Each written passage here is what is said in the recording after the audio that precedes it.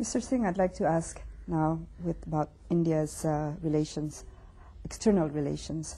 With India's economic rise, will India play a more prominent role in world affairs?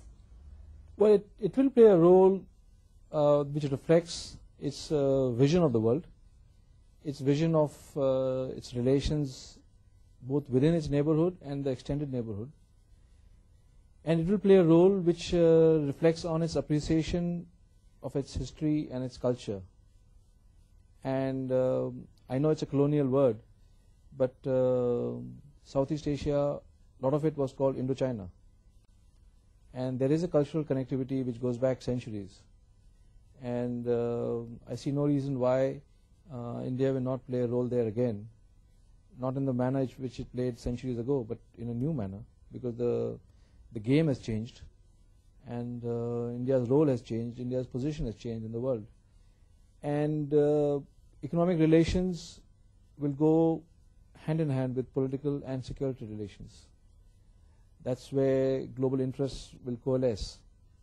And I see India playing a larger role both in Southeast Asia as well as West Asia. What about Africa? Africa, not to the extent where a lot of people would like it to. I do see the eastern coast of Africa down to the Cape as an area of deep interest to India, particularly the Horn of Africa, where India has direct security interests. And but if you expect India to have greater economic relations, I don't think that would happen. We have investments in Africa in terms of oil in Sudan and some expanding, I think, investments in Angola. But more than that, I don't expect more than that. You know, in the past, India played a big role in the non-aligned movement. That's why I mentioned Africa. Is it likely to revive that movement again? I think non-aligned movement belonged to a phase in the post-Second World War world, and that phase is over. And I don't see non-aligned movement as it was known then to have a role that it had. It can be rephrased, it can be reworked, but I don't see non-aligned movement as a unifying force that it did for a period of time. I think the global relations have become more dynamic and have taken on a more bilateral character than they did earlier. Mr. Pilot, Mr. Singh just now spoke about Southeast Asia, and I know that India has a Look East policy. Can you elaborate more about India's policy towards Southeast Asia? What kind of collaboration are we talking about? But what is a fact, I think, should be very clearly stated. Today, I think the nucleus of world growth is in the East. 60% of all global world reserves are in Asia. And India and China and other strong economies are now shaping the economic architecture of the future of the world. And clearly, India sees a much larger role for itself and its neighbors in the future. So India's Look East policy, I think, has many dimensions. And economics of it, I think, takes paramount importance. Our relations with most of our neighbors in South Asia have been steadily improving over the last 15, 20 years.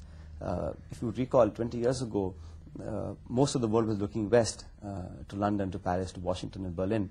And now all that has changed. So there's been a paradigm shift, I think, in how economies are shaping up, how the world is transacting its business, both economically and strategically.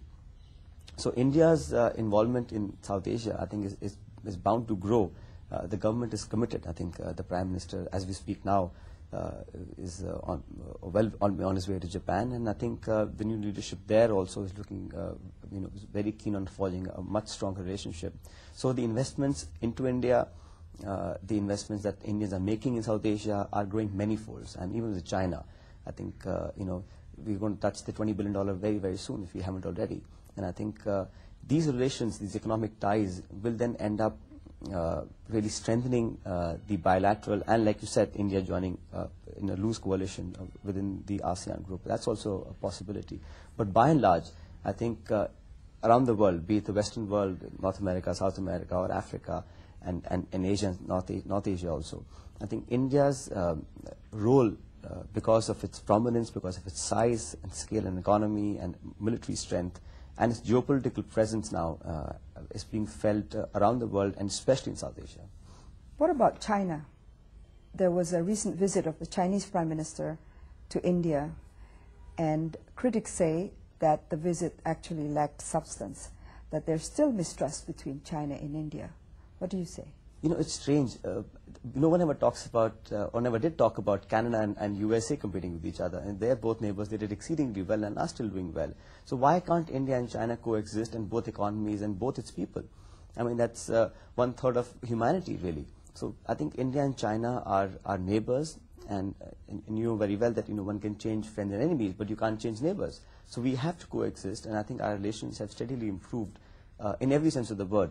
We've had bilateral exchanges, and I think the Chinese are also looking at India with the role of a partner in mind. So I think the competition is a healthy competition. It's rivalry in terms of making the lives of our people even better than they are today.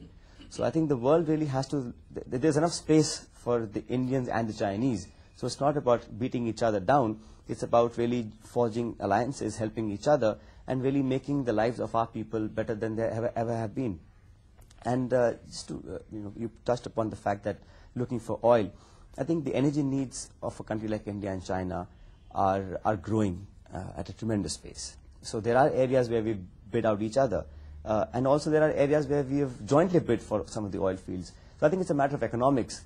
But I think the kind of animosity that some people had predicted will happen between India and China is unfounded. So we have our own viewpoint, our own foreign policy, our own economic policy, our defense policy, and it's very clearly stated. But that doesn't mean that it has to be at all times contradict what the Chinese have to say. So I think it's overstated. We have a very warm relationship, and I think it's bound to get better. Mr. Panda, I don't quite agree with what Mr. Pilot said about China. You know, in Southeast Asia, countries are very concerned about China. What do you think? Are they justified in being worried about China? Well, first of all, we have to recognize that the world today has become multipolar. It's not a Cold War scenario where you had two large players. Today you have both China and India emerging as economic superpowers. China has already become an economic superpower. India is emerging. I think India and China certainly have a great reason to cooperate together. In fact, some of that cooperation is already happening. You mentioned the global hunt for energy, particularly oil. And that's a very, very good point, because both India and China have a hugely exploding demand for oil. And you would expect that there would be a great deal of confrontation between our needs and their needs. There is some of that, and there is some competitiveness, but there is also cooperation.